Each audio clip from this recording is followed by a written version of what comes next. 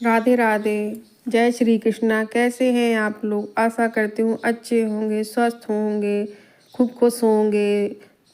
तो आइए जानते हैं कि कार्तिक पूर्णिमा पर मैंने अपनी तुलसी माता की विदाई कैसे की, कैसे मैंने पूजा की और कार्तिक पूर्णिमा का दिन मैंने कौन कौन से कार्य किए। सबसे पहले तो जैसे हमारे रोज के दैनिक कार्य होते हैं वो किए, अपनी दहलीज की साफ सफाई की। इसके बाद स्नान आदि से निवृत्त होकर अपने मंदिर में ठाकुर जी की सेवा की, जो हमारे यहाँ नित्य सेवा होती है। ठाकुर जी की जो दैनिक पूजा होती है वो पूजा की।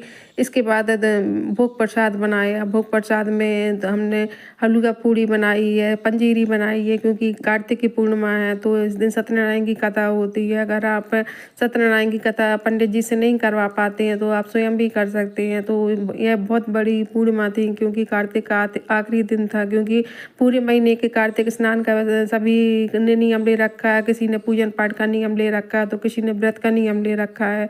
और मैंने तो विशेष दिन जो 5 दिन के होते हैं उसी का नियम ले रखा था। और जो हमारी रोज की दैनिक पूजा होती है वो मैं ठाकुर जी की पूजा पूरी हो गई। इसके बाद हमने मंदिर में कुछ तैयारी की है, जैसे पूजा का सामान है। माता रानी की आज विदाई है तो हमें सामान भी रखना पड़ता है। जो तैयारी है वो छोटी छोटी तैयारियां करनी पड़ती हैं। तो सबसे पहले तो हमने माता रानी को नई चुनरी का सामान निकाला, नई चुनरी श्रृंगार का सामान रखा, और पान बताशा है, प्रसाद है, जो हमें सामान चाहिए रहता है। क्योंकि आज बेटी की विदाई होती है उसी प्रकार हमें करना पड़ता है। जैसे बहू बेटियों की विदाई होती है वैसे ही आज हमारी तुलसी माता की विदाई है। जैसे विदाई है, जैसे हमने विवाह किया था वैसे ही हमें विदाई की रस्म निभानी होती है। तो बड़ी ही विधि विधान से ना करके आप चाहें तो सरल विधि से भी कर सकते हैं, क्योंकि ये तो भाव की पूजा है और एक रस्म है तो जो हमें मन से निभानी होती है, भाव पूर्वक निभानी होती है। इसके बाद भोग प्रसाद में मैंने हलवा पूड़ी बनाई है। आप चाहें तो पूआ बना सकते हैं, खीर पूड़ी बना सकते हैं। अगर आप बनाने में समर्थ नहीं है तो आप बाजार से भी मंगा सकते हैं। लाई बतासा से भी माता का कोसा भर सकते हैं, मैया का कोसा भर सकते हैं। वो तो मैंने तो शादी में विवाह में भी अपनी तैयारी कर रखी थी, तो एक दिन पहले से ही तैयारी कर लेती हूँ। क्योंकि ये माता की विदाई है तो हमने मैं छोटे ही रूप में करी है, लेकिन करी बड़ी विधान दोपहर का समय हुआ तो जहाँ मैं पूजन करना था, क्योंकि माता की विदाई तो दोपहर में होती है। रंगोली बनाई, साफ सुथरे जगह की जहाँ पे हमें ठाकुर जी को विराजमान करना था। हमें ठाकुर जी की भी पूजा हुई, क्योंकि कार्तिक की पूर्णिमा है और कार्तिक मास का ये अंतिम दिन है। अगर हम लोगों ने जो दान पुण्य किया है उसका फल हमें अवश्य मिलता है। तो कार्तिक की पूर्णिमा पर हमें पूजन पाठ अवश्य करने चाहिए, ठाकुर जी की सेवा करनी चाहिए। ठाकुर जी की माता लक्ष्मी की पूजा की जाती है कार्तिक की पूर्णिमा पर। तो तुलसी माता का विदाई का समय था तो हमें पूजन करी हमने, ठाकुर जी की बड़ी ही विधि विधान से पूजा की। इसके बाद ठाकुर जी को पंजीरी का भोग लगाया, हलवा पूड़ी का भोग लगाया। इसके बाद अपनी तुलसी माता की विदाई करनी थी तो हमने उनको सुंदर सा तैयार किया, उन्हें चुनरी उड़ाई, हल्दी महावर बिंदी श्रृंगार किया। जैसे अपने विदा में अपनी बेटी को तैयार करते हैं वैसे ही बड़ी रीति रिवाज से हमने जितना बन सकता था उतने ही, क्योंकि माता तो सब जानती है, जो भी हमसे भूल चूक होती है वो माता क्षमा कर देती है। क्योंकि कार्तिक महीने का ये अंतिम दिन है, माता विदाई हो जाती है तो माता बैकुंठ धाम को चली जाती हैं। और हम जो भी मनोकामना मांगते हैं और हम सच्चे मन से माता की पूजा करते हैं तो माता हमसे सुनती हैं। तो हमने माता को कलावा बांधा और इसके बाद कोछा भरा, माता को हलवा पूड़ी का भोग लगाया। माता से विनती की, हे माता हमसे जाने में अनजाने में और कार्तिक मास में हमसे जो देर अबेर से पूजा हुई है या जो भी गलतियाँ हुई या हमारे परिवार से जो भी गलतियाँ हुई तो आप क्षमा करें और हमारी मनोकामना पूर्ण करें। हमारे घर में कभी धन्य धान्य हमेशा बना रहे, सुख समृद्धि बनी रहे, इस प्रकार माता से कामना की और अपने ठाकुर जी की आरती की। इसके बाद तुलसी माता के भजन कीर्तन करे और माता की विदाई की। बड़े ही सरल विधि से हमने ठाकुर जी की सेवा की है। क्योंकि सत्यनारायण की कथा तो हमने नहीं कही, लेकिन हाँ कार्तिक की पूर्णिमा पर जितनी विशेष पूजा होती है वो हमने पूजा की है। तुलसी माता की विदाई गीत गाए। इसके बाद अपने शाम का समय हुआ तो हमने दीप का आयोजन किया, क्योंकि दीप दिवाली कार्तिक की पूर्णिमा पर जैसे हमारी दिवाली होती है वैसे ही दीप दिवाली होती है। तो शाम के समय दीपक जलाए हैं, घर में दीपक जलाए हैं और जिसने भी किसी कारणवश दिवाली पे दीपक नहीं जला पाए हों या दीप प्रज्वलित नहीं कर पाए हों, मंदिर में हैं, आंवला के वृक्ष में हैं, और यह दिवाली तो बहुत ही बड़ी दिवाली होती है, तो हमें सबको मिलकर ही दिवाली मनानी चाहिए। जैसे देवताओं की दिवाली वैसे ही हमारी दिवाली है।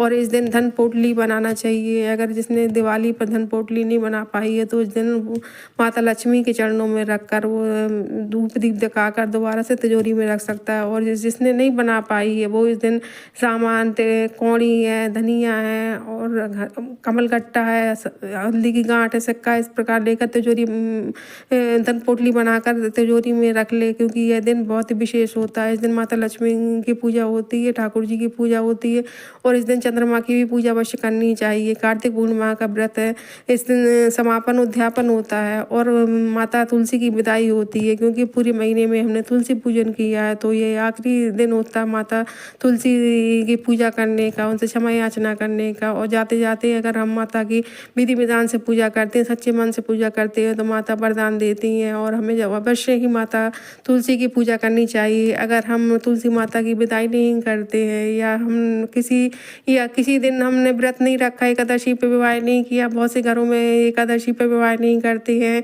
द्वादशी पे करते हैं, या फिर तुलसी विदाई नहीं करते हैं, तो आप ज़्यादा कुछ ना करके आप तुलसी में जल दे दें और उन्हें सुहाग का सामान चढ़ा दें, 5 परिक्रमा अवश्य करें, इतने भी माता रानी खुश हो जाती हैं। और भाव की पूजा होती है, अगर भाव से आप माता को कलावा ही बांधेंगे तो माता रानी आपकी सभी मनोकामना पूरी करेंगे।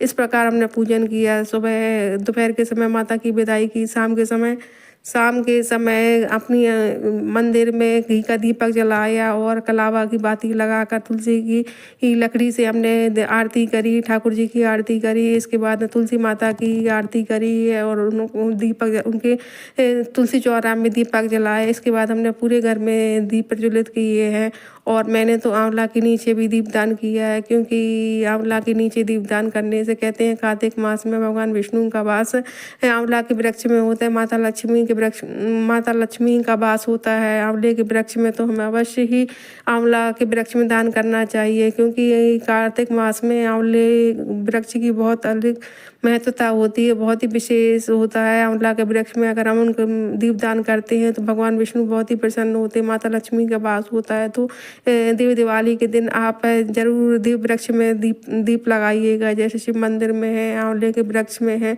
और बेल वृक्ष में है। अगर घर को रंगोली से सजाइएगा, जैसे हमने अपनी दिवाली में सजाया था, वैसे ही इस दिन दिवाली के दिन, क्योंकि ये तो देवताओं की दिवाली है, इस दिन कार्तिक पूर्णिमा पर स्नान आदि का बहुत अधिक महत्व है, गंगा स्नान का बहुत अधिक महत्व है। अगर आप गंगा के स्नान नहीं कर पाते हो, घर में ही गंगा जल डाल कर स्नान करिएगा, लेकिन दिवाली अवश्य मनाइएगा, क्योंकि दिवाली मनाने से सभी देवता प्रसन्न होते हैं। और अपने घर की दहलीज पे दीपक रखिएगा। इसके बाद हमने पूरे घर में दीपक जलाए और अंत में आरती की। इसके बाद ठाकुर जी से विनती की, माता लक्ष्मी से विनती की, हे माता लक्ष्मी, हमारे घर में आपका स्थायी वास, भगवान विष्णु के साथ आप हमेशा साथ में रहें, हमारे घर में स्थायी वास रहे आपका, इस प्रकार मनोकामना करी और माता से क्षमा मांगी। मैंने बहुत ही सरल विधि से ठाकुर जी और माता तुलसी की पूजा की और अपनी माता से भेंट की, तुलसी माता से भेंट की, क्योंकि जब लड़कियों की विदाई करते हैं तो उनसे भेंटना होता है, क्योंकि जब हम किसी से विदाई लेते हैं तो गले मिलते हैं। इस प्रकार मैं बहुत भावुक हो गई थी, क्योंकि ये माता की विदाई थी, भले जैसे अपनी बेटियों की विदाई करते हैं वैसे ही माता की